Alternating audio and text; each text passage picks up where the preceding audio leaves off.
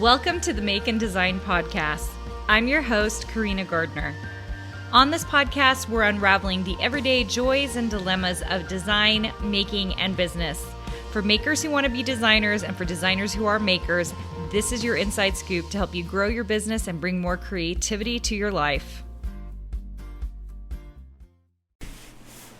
If you're an artist, this is the episode for you because we're going to talk a little bit about transitioning, if you're an artist, into a designer, and then some of the differences as well. Now, I had never really thought about talking about this before, and by the way, this is something that I address in my book that I'm hoping will come out in the spring. So keep your eye out for it because I have been writing for a little while, and this is even later than when I was writing it. So make sure and keep your eye out, and we'll start announcing this new book in the spring. But I do address it in the book because it was almost a year ago that I realized that people didn't know the difference. And it took me talking to someone in a design boot camp for me to realize, I think people don't know the difference between an artist and a designer because there are some differences. The cool news is if you're an artist, you can become a designer. If you're a designer, you can be an artist. And it is wonderful both ways. So let's talk about that a little bit. Let's start out. I'm going to tell you guys the story of me talking to this person about design.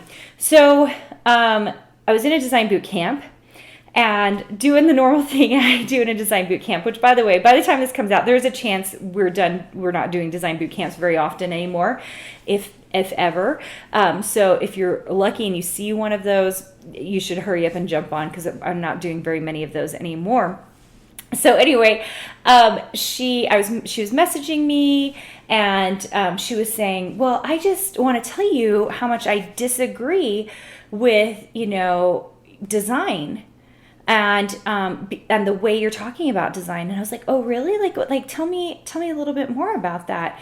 And she said, well, I think that it's okay to take a long time to create a product. And I was like, oh, that's interesting. And I was like, so tell me what you're doing a little bit. And she was telling me about all these things. She was like, I don't know if she was painting them or if she was creating them digitally, but she was taking a long time and she was very much into the handmade aspect of the thing. And I got off that conversation. I said, that's fine if that's the way you want to do it. I just need you to know that it's going to be way more difficult to make money when you make things that slow. And she was like, okay, but I disagree. And I sat with that for a second and started thinking about it. And I was like, oh, she's an artist. She's trying to tell me things need to be made slow. And she's trying to tell me that's design. But I think she was a little confused because that's being an artist. And I'm totally fine, especially as an artist, if you want to take your time to create the art and being slow about it. Traditionally, the word design came about, not that many decades ago, because before that, we were called commercial artists. We weren't called artists, we were called commercial artists. Why? Because the artwork that we did, the things that we designed, were for making money in a commercial aspect. Most of the time it was in advertising. Sometimes that was in, billboards or other things that we were creating, print product, right? That it was really commercial art, not straight up art in a gallery, which we do expect the artist to maybe take a lot of time and put all this handmade effort into it. And it's a very different method, right? It's I call it traditional. And some of this will be in the book as I talk about the starving artist myth. And that's when I realized, it took me a second to realize, she's confusing the two things. If you're a designer, you should be creating quickly. As designers, one of our jobs is to create under a deadline because we are really commercial artists. And that was our name from art history on, right? From the early 1900s when we started doing lithographs to screen printing, we were commercial artists. And just in the last, I would say 30 years or so, the name got somehow switched to designer. So what we do as a designer is we make art for money. And we have very specific vehicles, places to put this art so that it makes money. Are you staying with me on this? Because this is really one of those like finer points where like designers can be artists and artists can be designers. And I want you to know that you can be both. We have actually in design, so we have several women who consider themselves artists and fine artists. And what we're trying to do is get that fine art into a digital format so we can sell it commercially, so that they can use it in the design aspect. We have several designers who spend a lot of time doing art, okay? And it takes longer to do. And maybe they want to sell it and maybe they don't. Maybe they want it to be in a traditional gallery setting. That's fine as well.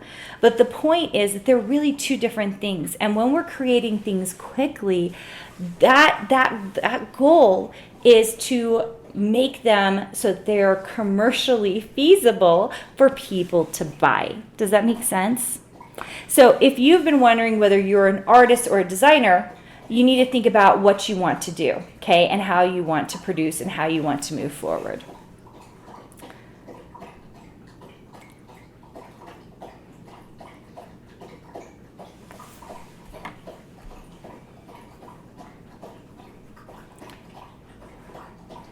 Yeah, we're like in a pause moment here while Thunder very loudly licks in his bowl. One of the things will happen in your podcast, Thunder is walking around in the background and stuff, people will love that. They'll be like, oh, it's so cute, there's a dog lapping up water in the background.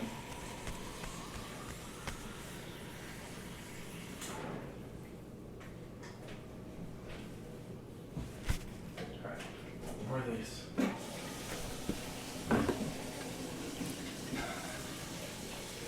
You're so cute.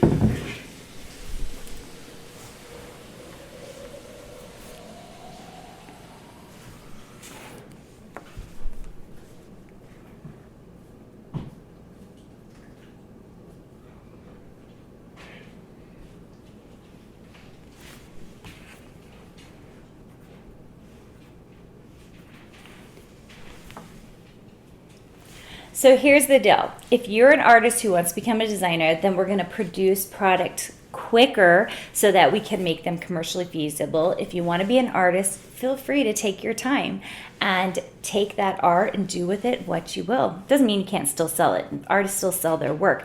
But generally, it's a longer process. Very often, it's not being set up in ways that you can sell it commercially the way you'd like to. A lot of it's very much like prints, right? Like, so if you have an art print that you are designing and then you maybe scan and you sell it in its original format versus very much what some of the things I teach in design, which is, how do we set it up in such a way so that it works for a Glowforge file, or it works for, a Glowforge printer or a Sawgrass printer, or it works for a Silhouette or a Cricut machine, right?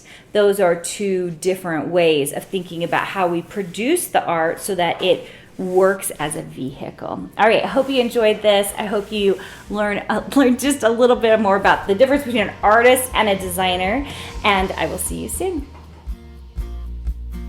Hey, did you know that you can visit me at makeanddesign.com to learn more about this podcast and join my VIP group for weekly freebies? I can't wait to see you there.